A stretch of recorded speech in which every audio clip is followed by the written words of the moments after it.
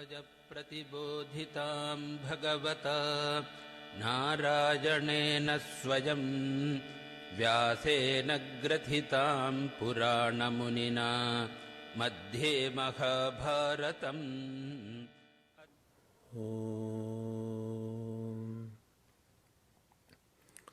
असतो मा सत्कमया तमसो मा ज्योतिर्गमया मृत्योर्मा अमृतं गमय आविराविर्मयेति रुद्रयत्ते दक्षिणं मुखं तेन मां पाहि नित्यम्. May the divine lead us from the unreal to the real, from darkness to light, from death to immortality. May the divine consciousness fill our hearts and protect us.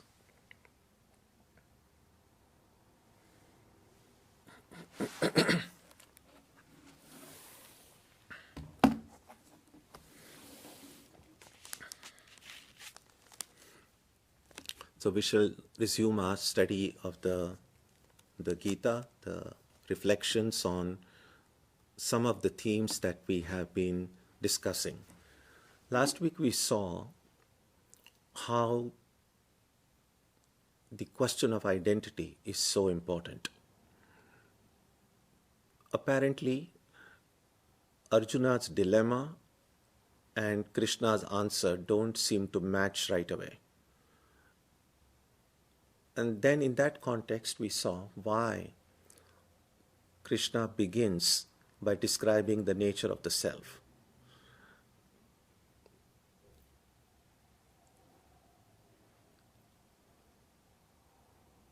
How we respond to a situation, how we take decisions in life, how we make choices in life is very directly related to how we see ourselves, our identity. And as we saw, we carry multiple identities in our life. Yeah, not in a kind of a like multiple personality disorder, not that kind. I'm not really referring to that. What I'm saying is that simultaneously we have many different identities and we shuffle through them so effortlessly that we are not even aware of it. So when we are in the presence of our parents, then our identity as a son or a daughter, it comes to the fore. And with that identity firmly, that I am a son or I am a daughter, the way I speak with my parents, the choices I make in that moment are appropriate to that relationship, to that context.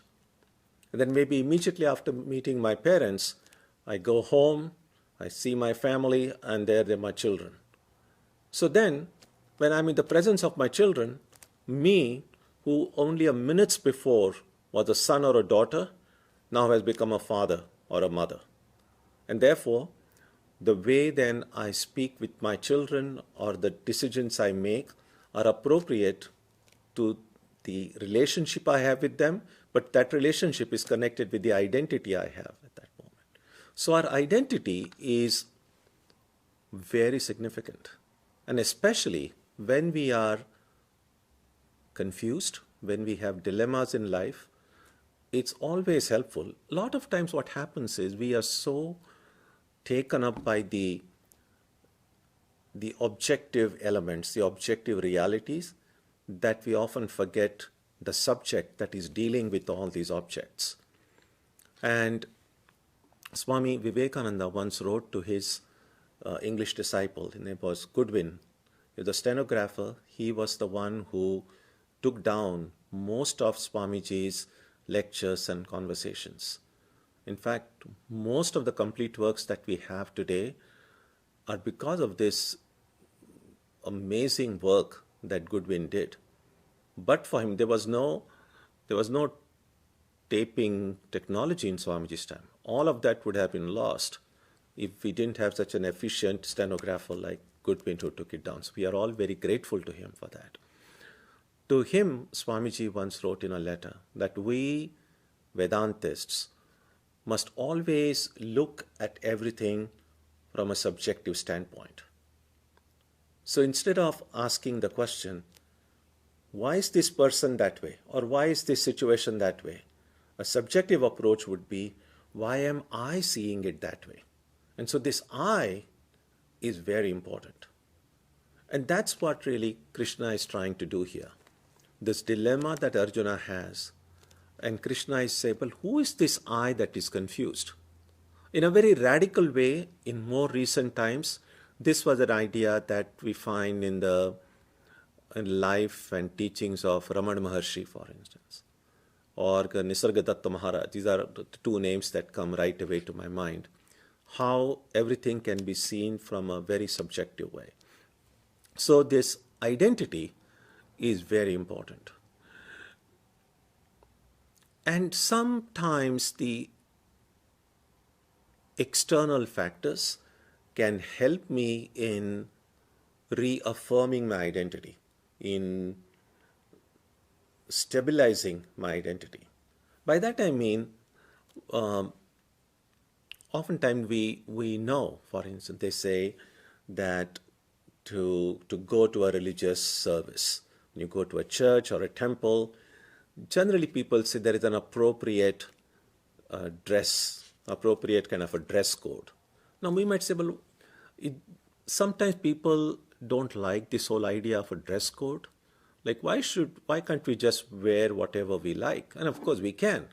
But there is a great benefit if I have, say, a certain dress kept aside for my meditation practices, or when I go to visit a temple, then putting on that dress, I'm affirming my identity at that moment. That now, with this dress on,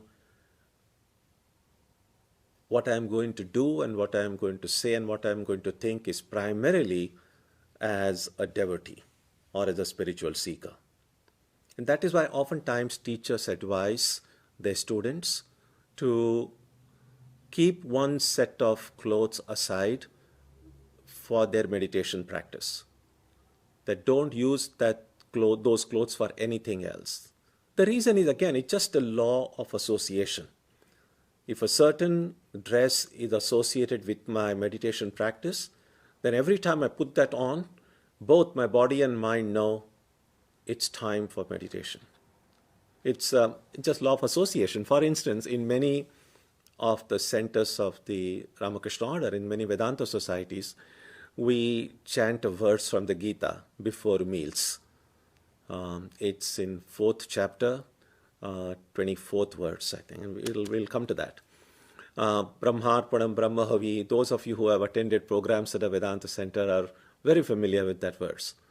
Now, that verse doesn't directly deal with food, but it has a deep philosophical significance to this whole all activities, but specifically the activity of eating. So, because of that association of that verse with meals, so one person used to say that every time I chant the Gita and I come to that verse, then immediately I automatically feel, oh, it's time to eat. Now, that's what I mean by that law of association. So if I can keep one, as far as it is possible, a one place or one seat or one cushion aside for my meditation practice, one set of clothes, try to do it around the same time every day. So all these association of time, place, these help in strengthening my identity as a meditator or as a spiritual seeker. So that's the advantage of affirming that identity, because that identity then will help me in the activity that is appropriate at that time and at that place and for that identity. Which is why, well, nowadays, many of us are working from home. And while it might seem a great advantage to be working from home, you are saving so much time in not having to commute to work. Many people have observed that working from home, while it has many advantages,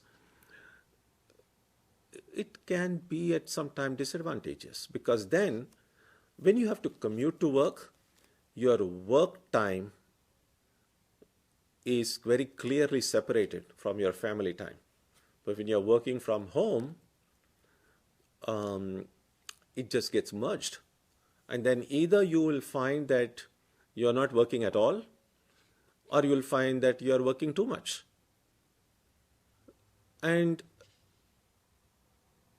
try it if you have not tried it before. But many people have said that even if you are working from home, it might be helpful to pretend as if you are going to work. So the time your work starts, be at your desk at that time.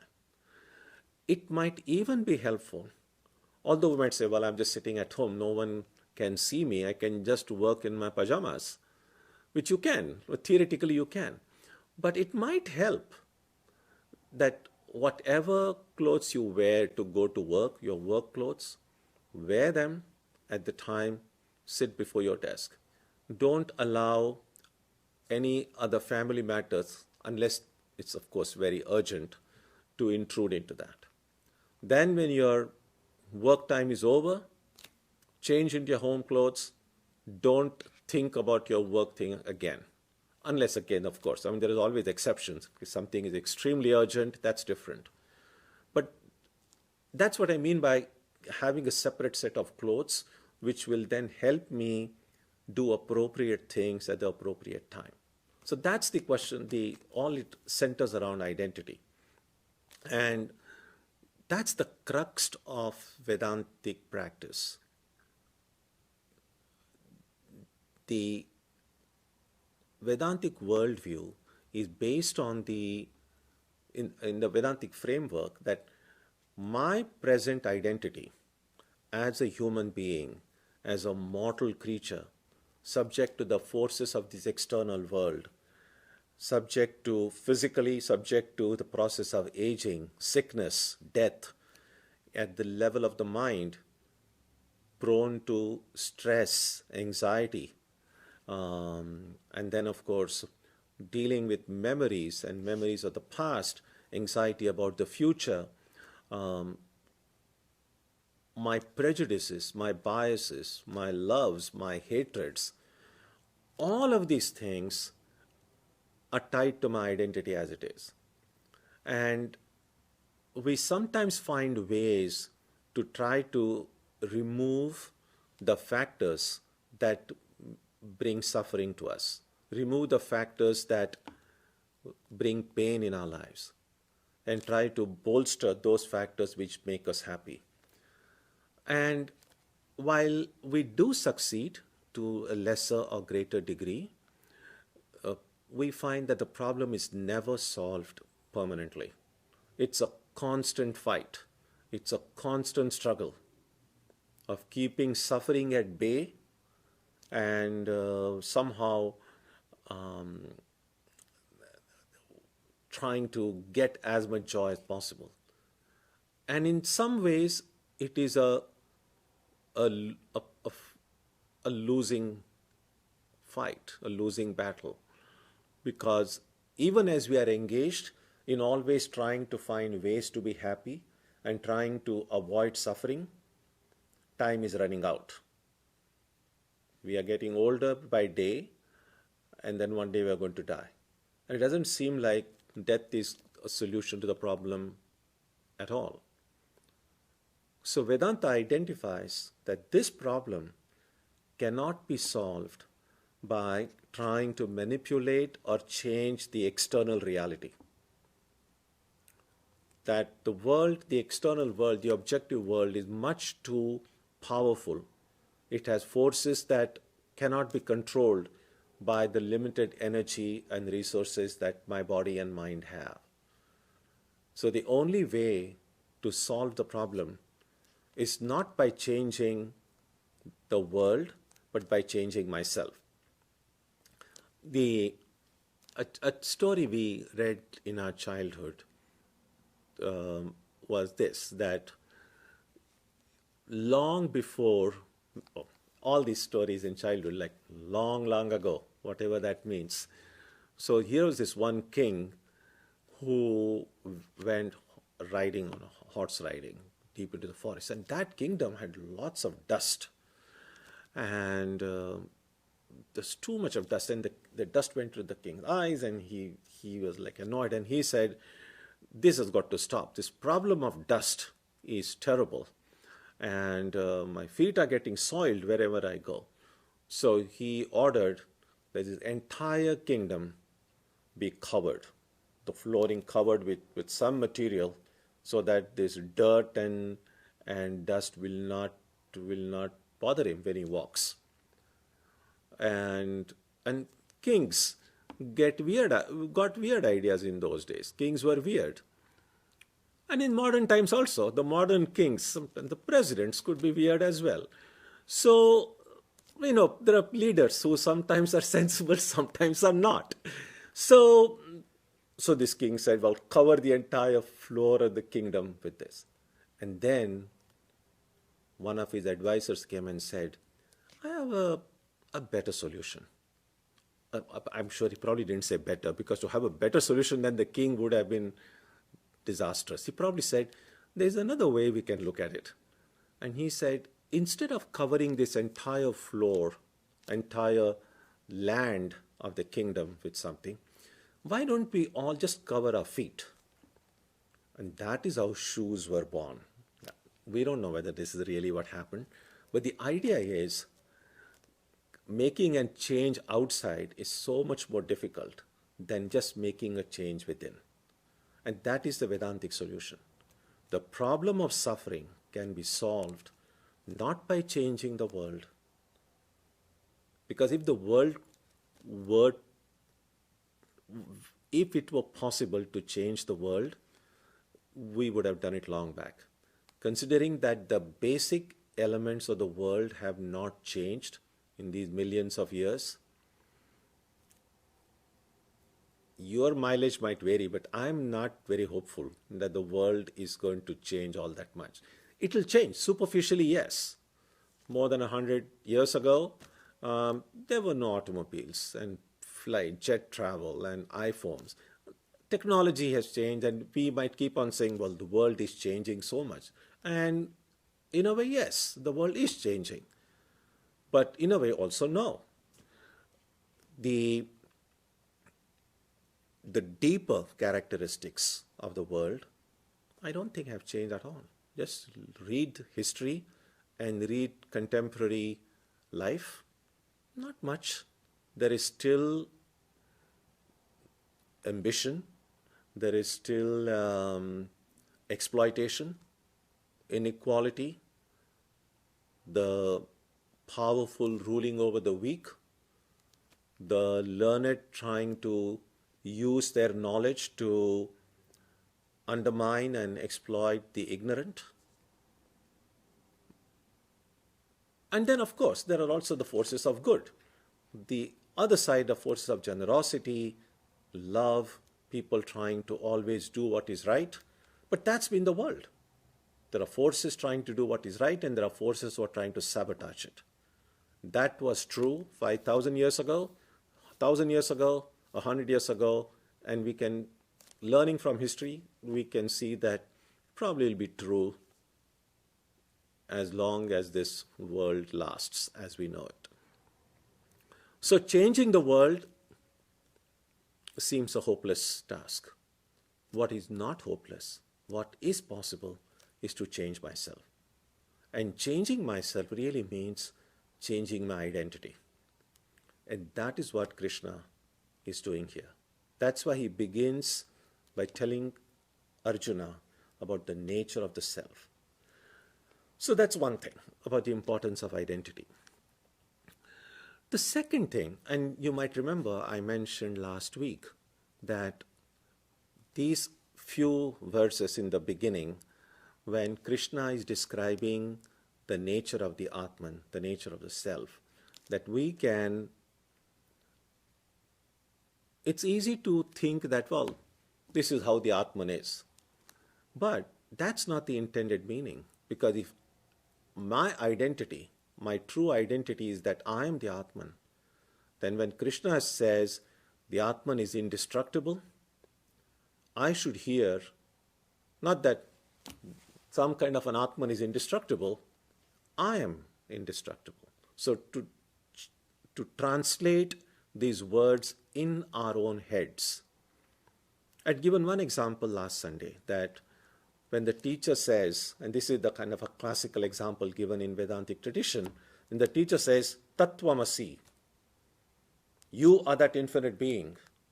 Now that's often called the Upadesha Vakya, the words that the teacher tells the student, Tattvamasi. And here the word Tvam, you are that. So what does the student hear? Now if the student is not yet completely ready for that teaching, the student will hear and say, oh, Tattvamasi, the self, the Atman is Brahman. That's one way of hearing what is being said. Another way of hearing is Tattvamasi. It's a little bit like, think about it this way. If someone were to say, you are stupid, now what do you hear? When someone tells you you are stupid, the words that you hear, the words are clear. Obviously, if your ears are in working condition, and if someone said you are stupid, you are hearing the sound and then the corresponding word that you are stupid. But that's one hearing. But the second hearing is when someone says you are stupid, you are hearing is this person is saying I am stupid. Although that person is not saying I am stupid, that person is saying you are stupid. But why it hurts you is because it's saying this person thinks I am stupid. And then usually that's not the only thing that people hear. So suppose there's a person says you are stupid. Then first thing you hear in your head is this fellow thinks I'm stupid. But then you start hearing a lot of other things in your head. This person hates me. This person has never liked me from the beginning. That's why this person says all this to me. This person has been nasty to me.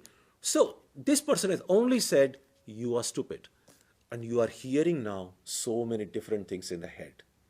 So that's really what I'm getting at. So when Krishna told Arjuna, the Atman is indestructible, what did Arjuna hear? And the answer is, we don't know. Well, only Arjuna knows what Arjuna heard. And who cares what Arjuna heard? Now when we read this dialogue, we can say, what if Krishna were telling this to me, that the Atman is indestructible? What would I hear?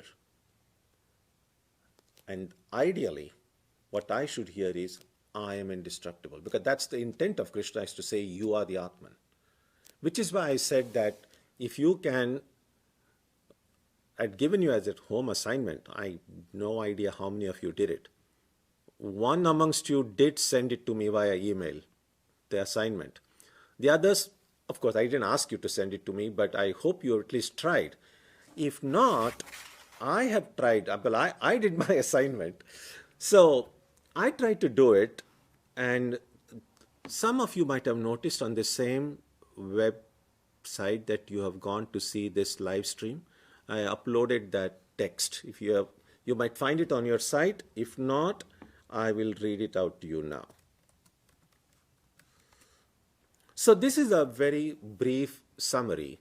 Again, your version of it doesn't have to be exactly identical with this, but this is what I meant. In the text that you will see on the page, I have put the verse numbers in parentheses, but I'm just going to read you the text now. This begins from verse 12 and goes right up to verse 25 in second chapter. So this is what I came up with. I have always existed and I will always continue to exist. To me, rebirth is just a stage, no different from other stages such as childhood, youth, and old age. I am imperishable. No one has the power to destroy me. I am eternal, imperishable, and immeasurable. I am birthless and deathless. I am not killed when this body is killed. Death and rebirth merely changing one body for another, the way a worn-out dress is replaced by a new one.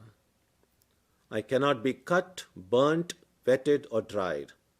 I am changeless, all-pervading, stable, immovable, and eternal. I cannot be perceived by the senses nor imagined by the mind.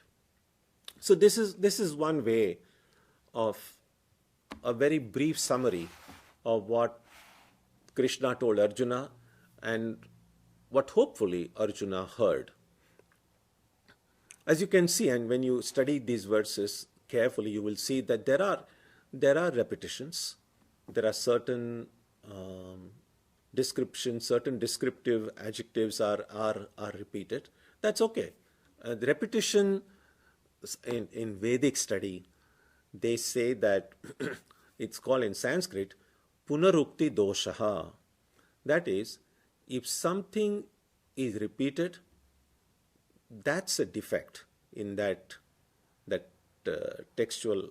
When you analyze the text, repetitions are generally considered a defect. So it's called punarukti, repeating, saying it again, doshaha, it's a defect. Now, a lot of these things are repeated throughout the Upanishads.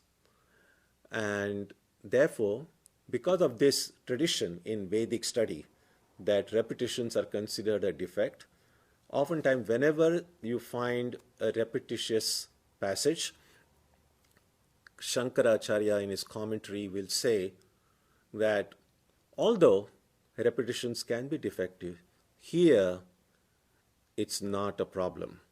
And the reason it's not a problem is, he said that just as a mother, when she wants to impress an idea upon her child, will keep on repeating it. Not because the mother has forgotten, I have told this before, but keeps on to kind of impress it upon the child's mind that it got to be done. And sometimes children, especially when they become teenagers, get annoyed. It's like, how many times are you going to tell me that? I've heard you. And yet the parents will still go on saying, no, you got to do. And so Shankaracharya in his commentary says, the Upanishad is like the mother. It's not just one mother. He says 1,000 mothers put together, and that's why the Upanishads never tire of saying, you are the Atman, you are the Atman, and in so many different ways. And the idea is that because we are so prone to forgetting it, we need to be told again and again and again. Even those of us who have studied the conversations of Sri Ramakrishna in that book, Gospel of Ramakrishna, we know it's not like every page there is a different story or a different. Lots of stories are repeated, lots of songs are repeated, lots of teachings are repeated over and over and over again. And yet we know that it's helpful because we forget so often. We need to be told that again and again. And that's why don't worry if you find certain adjectives, certain ideas being repeated. That's for our own good.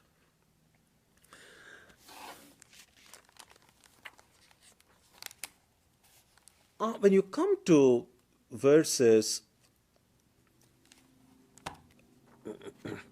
so before I go there, let me point out one more thing, and it is this, that those who have made a deep study of the Gita feel that the essential teachings that Krishna wanted to give Arjuna have been given in the second chapter. And the reason they say that is the structure of the second chapter fits in with the classical model of a Vedanta text. So in the beginning, of course, we see this confused Arjuna who requests to be accepted as a disciple. So there is this disciple approaching the teacher. The teacher accepts the student and gives the teaching. And that's the portion that we saw just now, the teaching of the Atman. Then the next section, verses beginning with, for instance, let's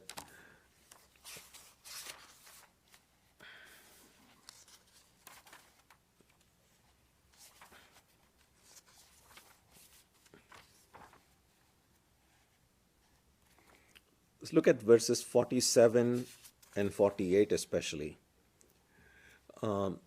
They are the two verses which are the heart of the practice of Karma Yoga.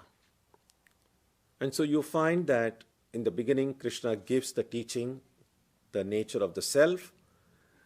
Then he gives the practice of what you must do in order to get that knowledge. And the first thing you need to do is to purify your heart. Because knowledge, as it is seen in not just in the Gita, but in the Vedanta tradition, oftentimes we think about knowledge as something being put inside us by someone. But because Vedanta looks at everything from a subjective standpoint, the Vedantic approach is that knowledge is not something that comes from outside. We have right now, at this very moment, we have all the knowledge in the world. Then you say, well, I don't feel. Some people feel they are all knowing, but that's a kind of a deeper form of ignorance. But if we are honest about it, we feel, no, I'm not an enlightened being. So if all the knowledge is there, why don't I feel enlightened? And the reason is there is something that is covering that knowledge. And so what scriptures can do, what our teachers can do, is help us remove that covering. So all we need to do is to remove that covering, because knowledge is already there inside. No one can put knowledge within us. They can only help. It's a little bit like Swami Vivekananda gives the example of when you plant a seed in the garden. The power within that seed, the potentiality within that seed to grow up into a plant and a tree, that's within that seed. You are not growing that plant. You might think you are, but the seed just grows because the power is within that seed. Now what you can do is plant that seed well, provide a good organic food, give water, make sure that it gets enough sunshine, make sure that there are not any rabbits and squirrels there to come and steal it away, as sometimes they do in our garden. So you can protect it. You can protect the seed. You can give it the necessary ingredients, but the growth happens from within the seed. That's what all teachers do, whether it's a secular education or spiritual education, that they will provide the right environment, provide the right ingredients, but the flowering of knowledge occurs from within us. And so this practice here, which is really become the heart of Karma Yoga, is to purify that heart. The reason I'm not able to see and experience myself as the Atman is because my heart is covered. It's if your mirror is covered with a lot of dirt, then you can't see your reflection in it clearly. And so doing work selflessly, that is what will clear. That's why the word that is used in Sanskrit is called Chitta Shuddhi, purification of the mind. And so these are the verses. Verses 47, it's a very well-known verse, often quoted. Karmanye vadhikaraste ma phaleshu kadachana ma karma phalahe turbhur ma te sangostva karmani. Thy right is to work only, but never to the fruits thereof. Be thou not the producer of the fruits of actions, neither let thy attachment be towards inaction. And then the next verse. So these two verses from the heart of Karma Yoga. I would also like to draw your attention to verses 49 through 53 of chapter 2. Now, of course, the translations, depending on whichever book you are reading, if you are able to read the Sanskrit, or if you see the transliterated form of it, if your book has it, one thing common in all of these verses, from 49 to 53, is the word buddhi.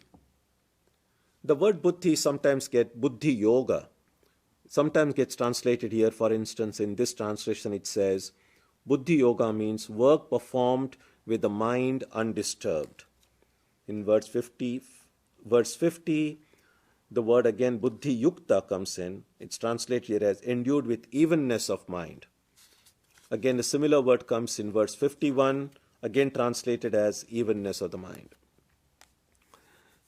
So the word buddhi comes in 4 or 5 of these verses, 49 through 53. And this is a very important word, buddhi. Oftentimes, there are students of the Gita who feel that this is one of the very key words that needs to be kept in mind. What does buddhi really mean? Now, of course, it can be translated evenness of the mind. Sometimes buddhi gets translated as the intellect.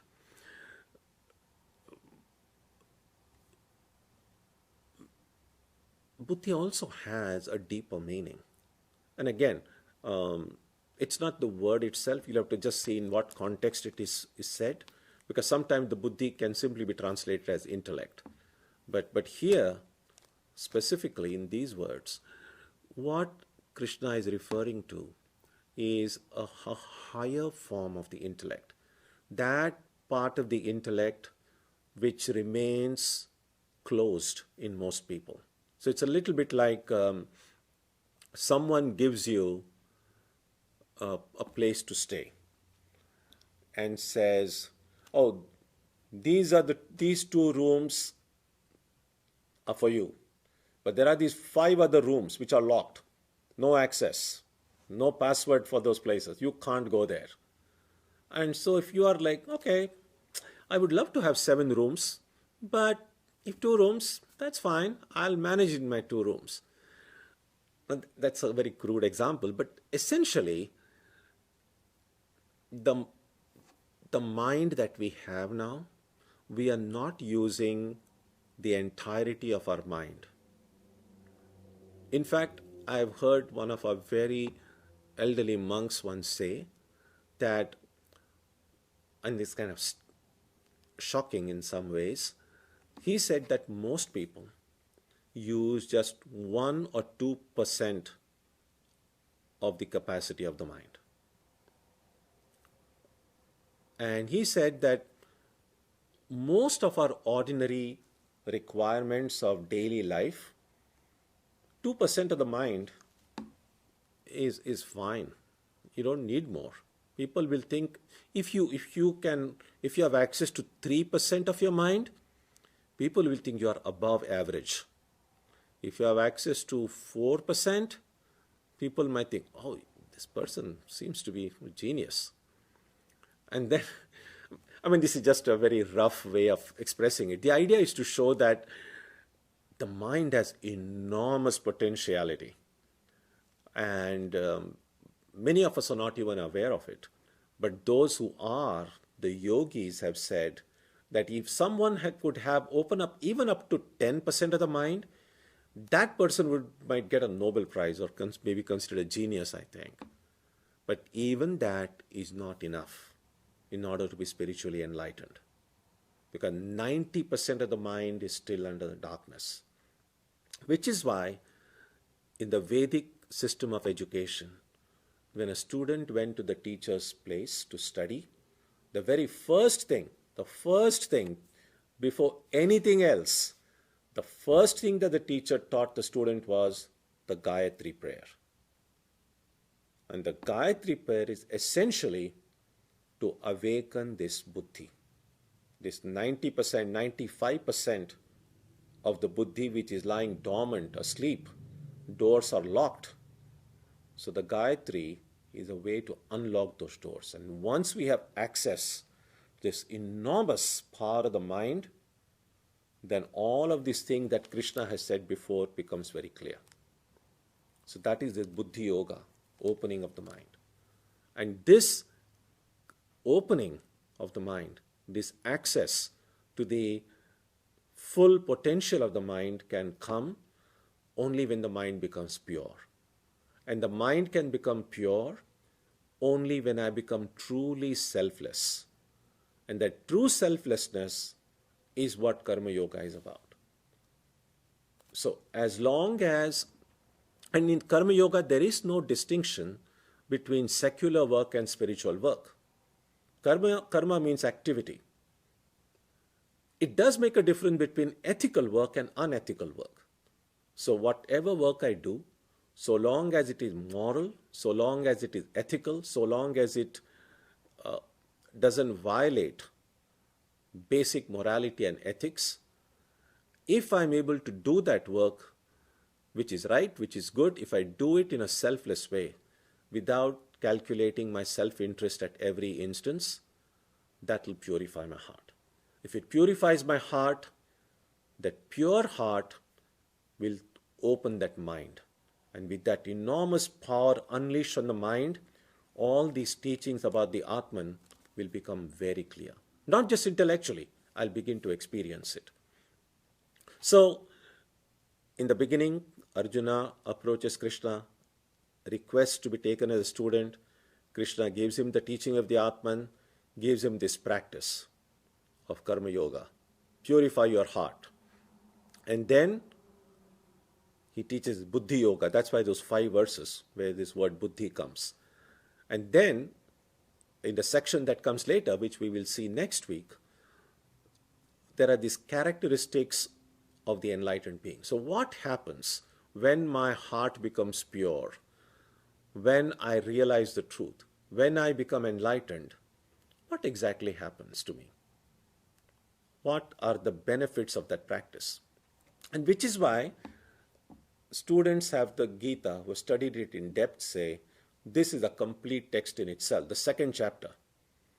The disciple goes to the teacher gives the teaching, gives the student a practice, and then explains to the student what are the benefits of that practice.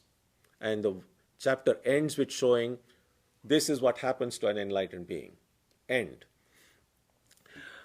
Now, they say that if Arjuna had been a student of the highest category, so sometimes they say there are three kinds of students.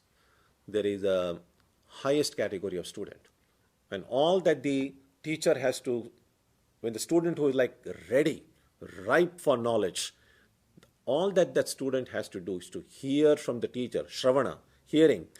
Just the teacher has to say, Tattvamasi, you are that. And then the student gets up and saying, Aham Brahmasmi, I am the Infinite One. Gets up and walks. Nothing more. End of chapter. But if one is not, such highest category of students are always necessarily less. It would be great if we were like that. You don't need to study the book. You don't need anything. Just hear from the teacher. You are the Infinite One. Get up. Problem solved. But it hasn't happened so far in many of our cases. So we keep on hearing, you are the Infinite, you are the Atman, you are Brahman. I say, oh yeah. and then doubts come to mind. You're like, how can this possible? It doesn't feel that way. So when doubts start coming, then the teacher says, well, now reflect on it. Do some reflection so that doubts will go. And then even after reflection, it says, well, I think intellectually I'm satisfied. Intellectually it makes sense, but it's not changing what I'm experiencing. So my reflection is not enough. Then the teacher says, okay, then you do some meditation on it. Then meditate on it. Go deeper exploration. Do a deeper exploration of it. So the topmost student will understand immediately. The middling student, the Madhyama Adhikari, We'll understand it after a little bit of reflection. We'll experience it. But if you don't experience it even after reflection, then you have to keep on exploring it in depth, keep on meditating. And that's called the Adhamadikari. And in all humility, it's we don't have to feel bad about it to say, I'm a student of the lowest category, which is fine. And so we need to then keep on reminding ourselves about this again and again. Now, Arjuna, luckily for us, I don't know whether luckily or unluckily. Well, if Arjuna had been the brightest of students, then the very first verse, when think about it this way, in the 11th verse, when Krishna says, Ashochanan Vashochastam, you should not be grieving, you are that infinite. And then Arjuna would say, oh, I am the infinite. Okay, I'm ready to fight. Then the Gita would have been like just 50 verses. So, kind of good news. You don't have to study a big book for it. The bad news is, we may not be as qualified a student as Arjuna was. And then we're like, well, it made sense to Arjuna, but it doesn't make sense to us. Luckily for us, Arjuna was not the brightest bulb in town. So he was, I'm sure none of us is as great an archer as Arjuna was. But I think, again, I've not met Arjuna, so I don't know. But I think Arjuna was more or less like most of us. And so even though Krishna gave this great teaching, Arjuna was like, wait a minute, this doesn't make sense. And so from chapter 3 till the end of the book is an extended question-answer session. So if Arjuna had no questions, then the Gita would have ended. But Arjuna had lots of questions. And you probably have lots of questions too. So I'm going to take a look and then we'll see. If there are, I haven't yet seen whether you have put any questions. I'm going to open my computer now and see it.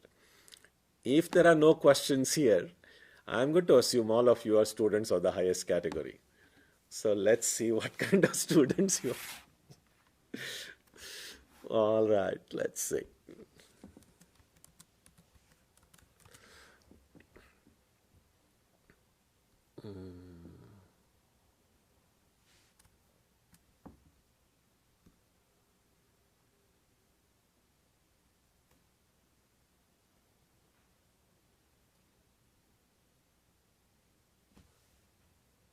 No student. Wow. Oh, really no questions. Oh, that's great. So, I'm wondering whether we should continue with the Gita next Sunday. If what we will know, we will have Gita next Sunday, but if we find that no one has tuned in, I'm going to assume all of you have already become enlightened. Then we'll see what to do. So, okay. So just to summarize what we saw today, there are two things. First, in the beginning, we saw the importance of identity. Then we saw how the second chapter is a complete text in itself because it has all the ingredients in a classical, the arrangement of factors, the theoretical teaching, the practice, and the benefit of the practice. So it's but since the Gita continues afterwards, it's an extended question-answer session. We also saw the importance of the word buddhi, and going forward, we will have more opportunity to explore the meaning of buddhi and how it is so important to reflect on in our daily spiritual practice. So these are the things, and then next week we will very briefly take a look at the significance of those two verses on Karma Yoga, and then see the last section of the second chapter where Krishna describes the characteristics of the enlightened. The word that gets used here is called sthita prajna. Sthita means to be established. Prajna means wisdom. So one whose wisdom is established, one who to put it in the language that we have been using in today, we can say that one whose identity as the Atman has now become fixed, one who has no doubt whatsoever, not just intellectually, but because of direct experience, one who knows I am the Atman. How would such a person behave? How would such a person live?